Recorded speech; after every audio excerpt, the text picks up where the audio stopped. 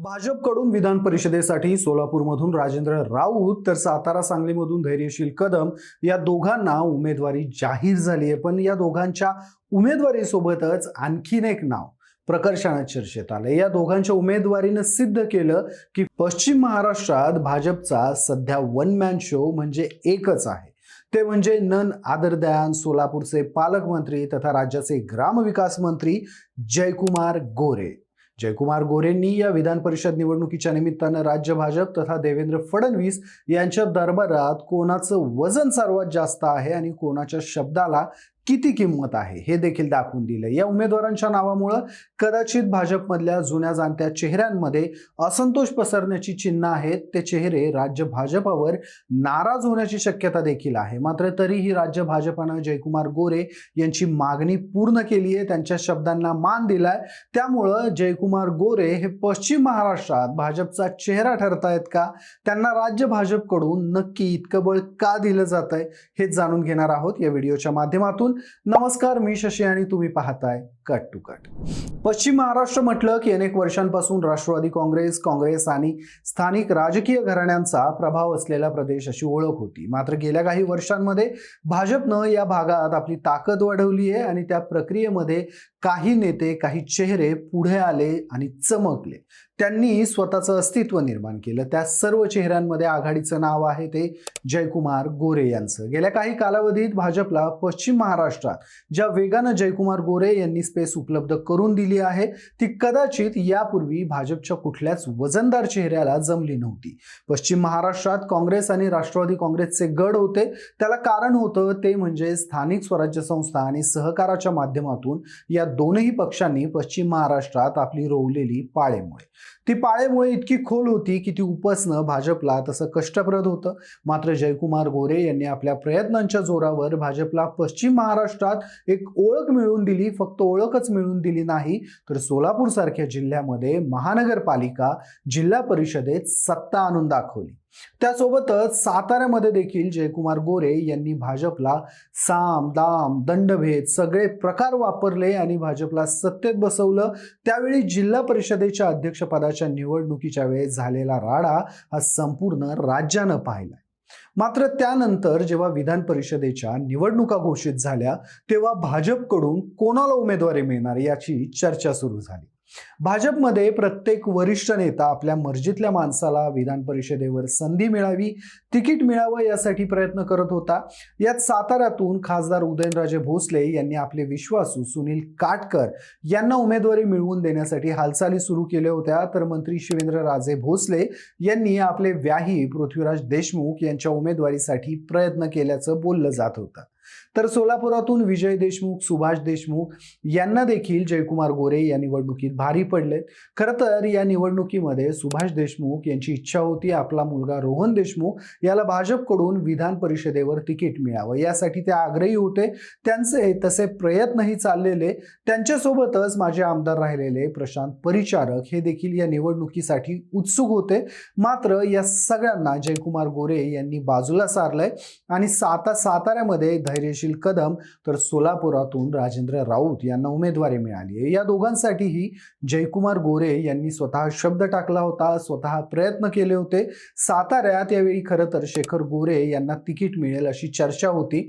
मात्र कदाचित शेखर गोरे यांना जर तिकीट दिलं असतं तर उदयनराजे आणि शिवेंद्रराजे हे राज्य भाजपावर आणखी नाराज झाले असते। त्यामुळे तुलनेत विचार करून भाजपकडून धैर्यशील कदम यांना तिकीट दिलं गेले असल्याची चर्चा सध्या राजकारणात सुरू आहे। पण यावरून जयकुमार गोरे यांचं प्रस्थ मात्र हळूहळू वाढतंय हे देखील तितकंच खरंय। साताऱ्यामध्ये शिवेंद्रराजे भोसले आणि उदयनराजे भोसले हे दोघंही मातब्बर व्यक्तिमत्व आहेत। या दोघांच्या घराण्यांना ऐतिहासिक राजकीय वारसा लाभलेला आहे। सोबतच स्थानिक राजकारणांवर या दोघांचीही मजबूत पकड आहे। त्यांना साथ मिळते राजकारणात ती फलटणच्या निंबाळकर घराण्याची। साताऱ्याचं राजकारण हे तसंही मराठा केंद्रित राहिलेलं आहे। त्यामुळे जयकुमार गोरे फॉर्मात येण्यापूर्वी या दोघांच्याही शब्दाला फडणवीसांच्या जवळ वजन होतं। मात्र आता ती स्पेस जयकुमार गोरे यांनी गेल्या काही कालावधीत आपल्या नावे केली। अशीच काहीशी परिस्थिती सोलापुरात देखील होती। सोलापुरात सुभाष देशमुख आणि विजय देशमुख हे भाजपचे जिल्ह्यातले मातब्बर चेहरे आहेत। या निवडणुकीत सुभाष देशमुख यांचे पूर्ण प्रयत्न होते रोहन देशमुख यांना विधान परिषदेचं तिकीट मिळावं यासाठी. त्यांनी त्या दृष्टीनं तसे प्रयत्नही केले.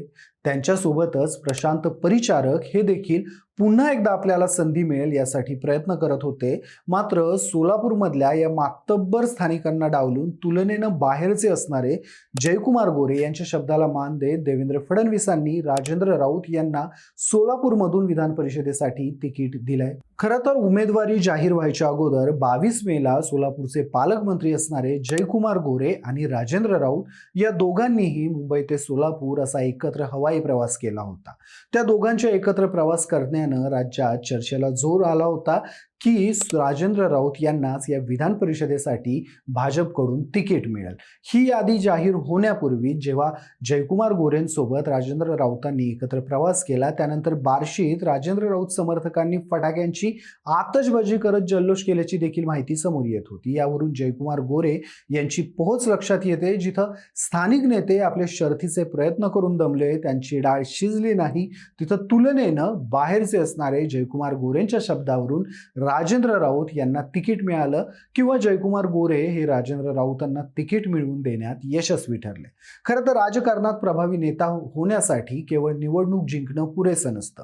त्यासोबतच पक्ष संघटनेवर मजबूत पकड असणं, नेतृत्वाची असलेली जवळीक, स्थानिक पातळीवर असलेला प्रभाव आणि इतर नेत्यांना सोबत घेण्याच्या क्षमता या सगळ्याच गोष्टी महत्त्वाच्या असतात. जयकुमार गोरे यांनी साताऱ्यातल्या मानखटाव परिसरात स्वतःचा मजबूत जनाधार निर्माण केला आहे.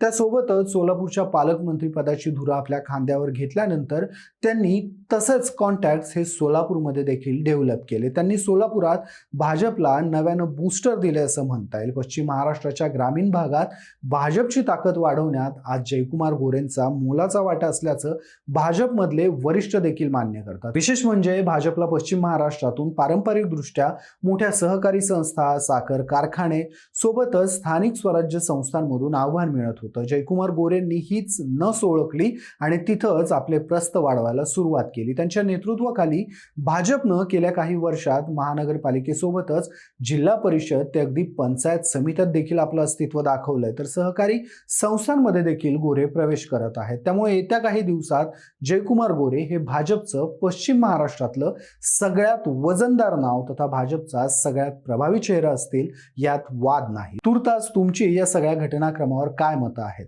जयकुमार गोरे हे साताऱ्यातून शिवेंद्रराजे भोसले आणि उदयनराजे भोसले यांना मागं सारून तसंच सोलापूरमधून देशमुख आणि परिचारक यांना साईडलाईन करत आपल्या मर्जीतल्या उमेदवारांना तिकीट मिळवून देऊन भविष्यात भाजपचा पश्चिम महाराष्ट्रातला चेहरा होत आहेत का? तुमची मतं मला कमेंटमध्ये आवर्जून सांगा. व्हिडिओ आवडला असेल तर व्हिडिओला लाईक करा, शेअर करा आणि अशाच राजकीय घडामोडी जाणून घेण्यासाठी कट टू कटला सबस्क्राईब करायला विसरू नका.